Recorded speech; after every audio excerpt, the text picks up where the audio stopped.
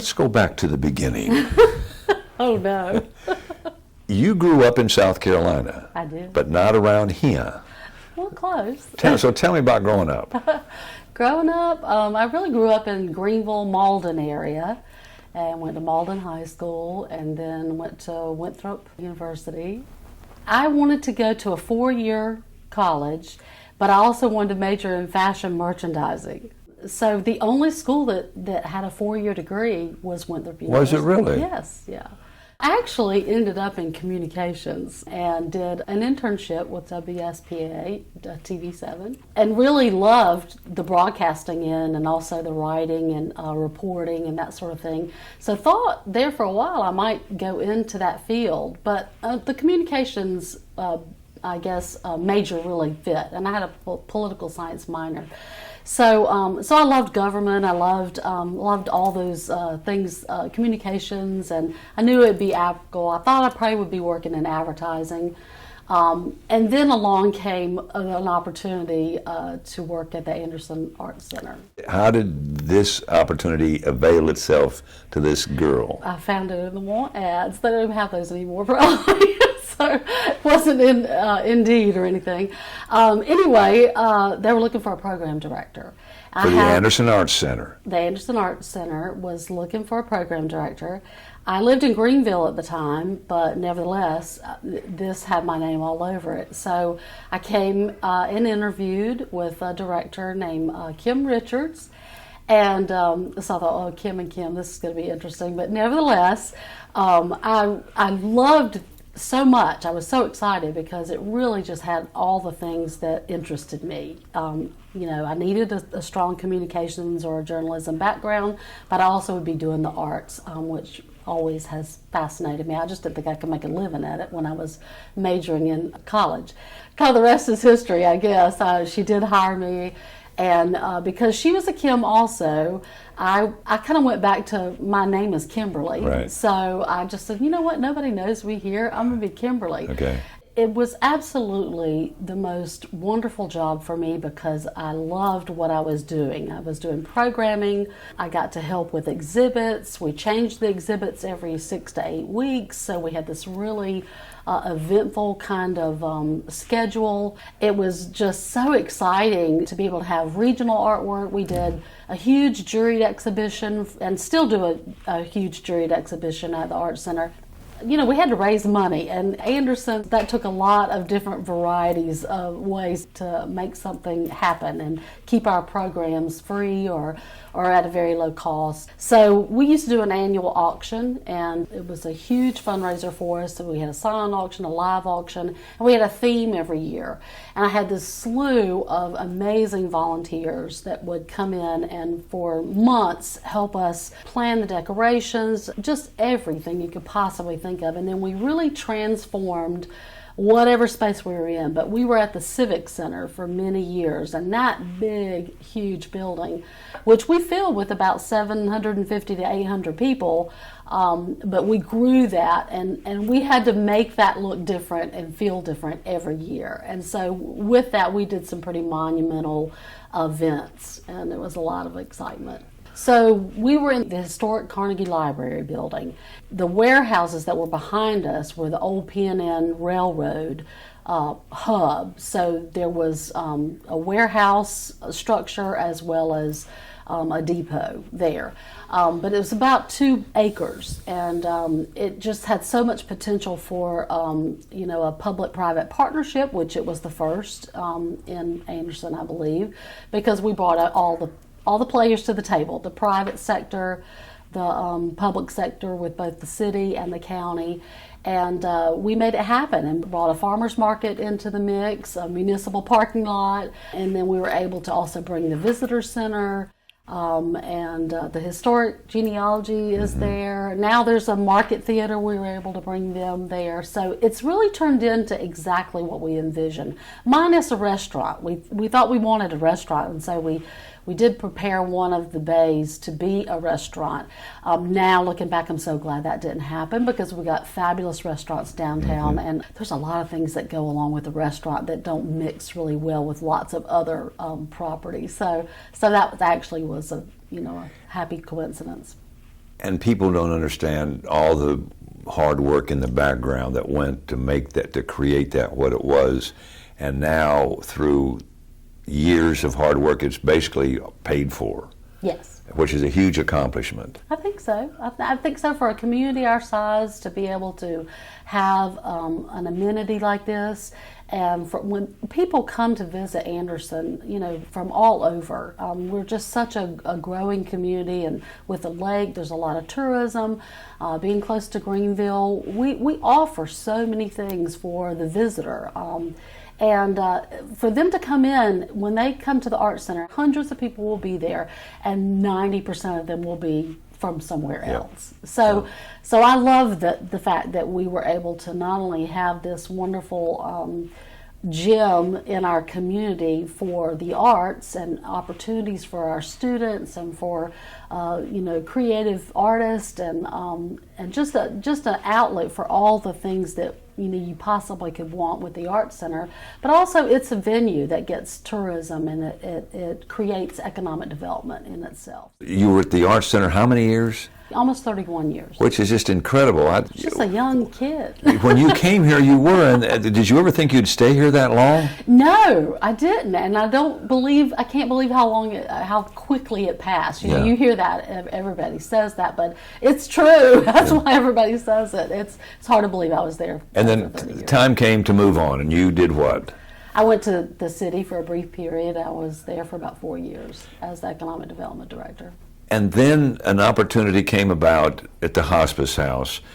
For those that may not be acquainted with where we are, give me the history of Hospice in Anderson and of this facility that you are now a part of. Hospice, the concept and the actual organization, was the first house in South Carolina.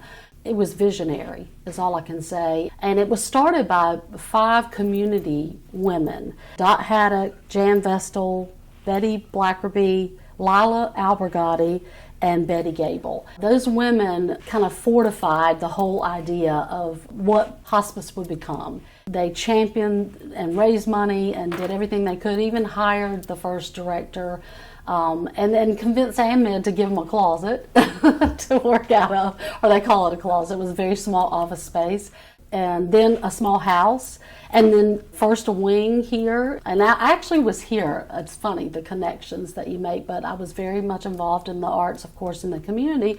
But I remember the week they were opening up this house, they didn't have any artwork to hang on the walls, so I came out and hung part of our permanent collection so that we would have, because we knew we were going to have lots of people out here. And I think the model was to always have a house that you could control, but funding that and being able to have a place where people could go and get the treatment that they needed and pass with dignity and painlessness. So that had a lot to do with the Rainies. And of course, if you're from Anderson, you certainly know that the Rainey family is a huge philanthropic family.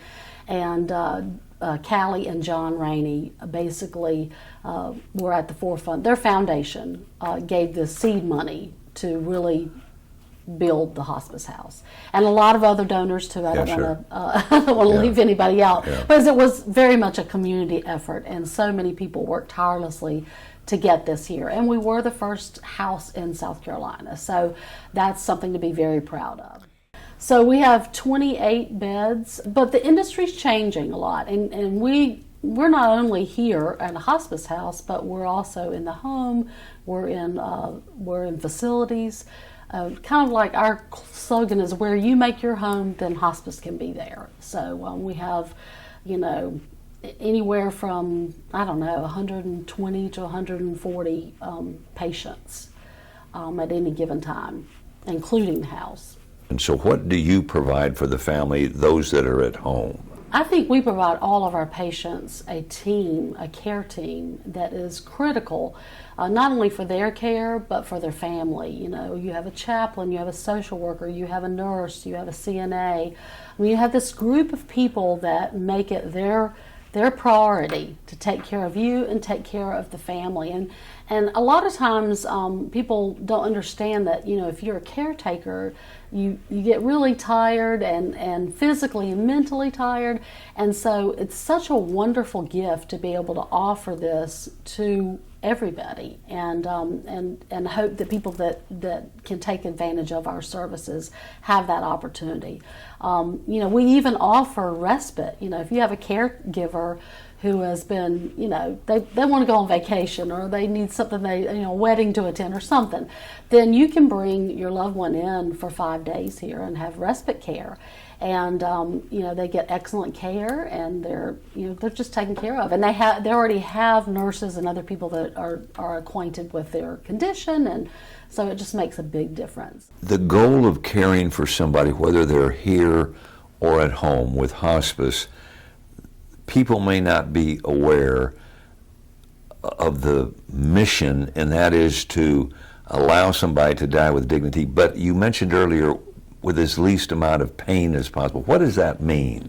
Well, it just means that the patient is comfortable and that they have the medications that they need. It's curated by the patient and what the patient needs, but the service, the things that they need, are there, so that they can have their last days here be meaningful. And we have physicians, we have professional nurses, we have PAs. They make sure that the person is appropriately, is appropriately medicated, and also, just feels good, right. And there are plenty of people that come in that are very active, want to take a shower, Yeah. want to do things. I was talking to somebody earlier today, and they said something about their loved one, and said she got her hair done, about 4 days before Yeah. she passed. So anyway, I think that hospice just gives so many different levels of care because that's all we do. The specialty, not only for that, for the patient, but for the family, the support group that we give, the grief support that we offer with bereavement counselors, and we stay with the family for up to a year or more afterwards, providing those kinds of services and access to that, because that's a process. The grief is a process, and it's not just a very simple, it's done, now you can move on. People are affected, and we're starting to learn a lot more about that. So.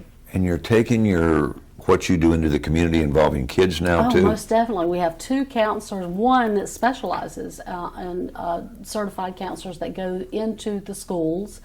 And so they're helping children deal with a lot of issues that our kids probably didn't have to deal with. And yet maybe they had to deal with grandpa passing, right. or grandfather, something to that effect. But these days, they're dealing with a lot of other things that are happening, these mass shootings and, terrible tragedies that we have in our community.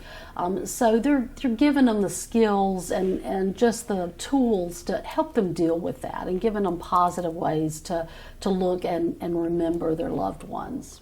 We've done an assessment and had the community come in, and also involved our board directors as well as staff in doing an assessment of where we want to be and what we want to offer. And one of the things that came out of those meetings was we need more room in the rooms. So we are actually changing several rooms to be studios, so they'd be like a family suite, if you will. The patient is in one room, and then you have more of a suite in the other room, because a lot of times people, want to be around their family, and they have a big family, and it's very hard to accommodate that many people in one room. Thankfully, we have the garden area, and we have the patios, which help facilitate that in a lot of ways, but this will be nicer. I went by this family room the other day, and there were people laying on the sofa. There were people here, and these folks had come from Philadelphia. They had come down. They wanted to be with their loved one, and so I think they were just taking shifts because not all the folks could fit in the room necessarily.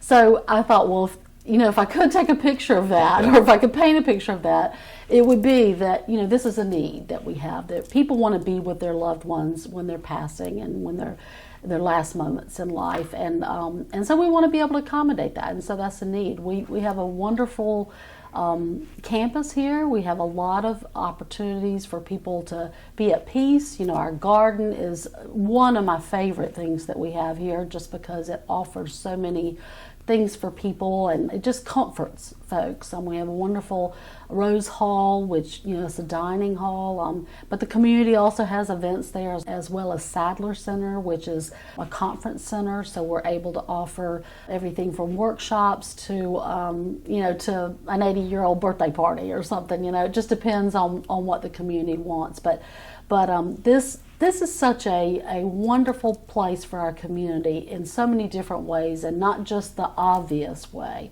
And when people come and they experience that, they are comforted in knowing that. And the other thing I would say too is, the minute I say I work for hospice, everybody has a hospice story. Everybody is connected to either this place or my family.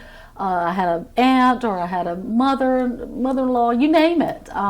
And 9 times out of 10, it is always such a positive story about the way hospice nurses and the medical staff, how they were there for the family and there for the patient, and what they did to provide that comfort. I could go get right now and show you probably 100 notes, and I open the mail and I read these notes, and people are just pouring out generosity, I guess, you know, for having this as a resource.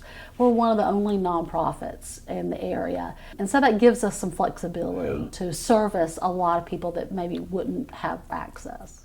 This is the Joe Brown Music Room, and this is a family room. There's a lot of things that happen here. And she was such an instrumental and beautiful soul that passed many years ago, but she was the inspiration for this room. And the first director, Nancy Boyle, told the family that they would be building this hospice house, and that she would be remembered in this room. And so we still have pictures of her and some of her lovely programs that she did. She was the senior center director, and just made such a difference in our community, and her memory still continues to be honored here. And her daughter still carrying it on. Yeah, she's still carrying that torch for sure. And that senior community appreciates that, of course, you know.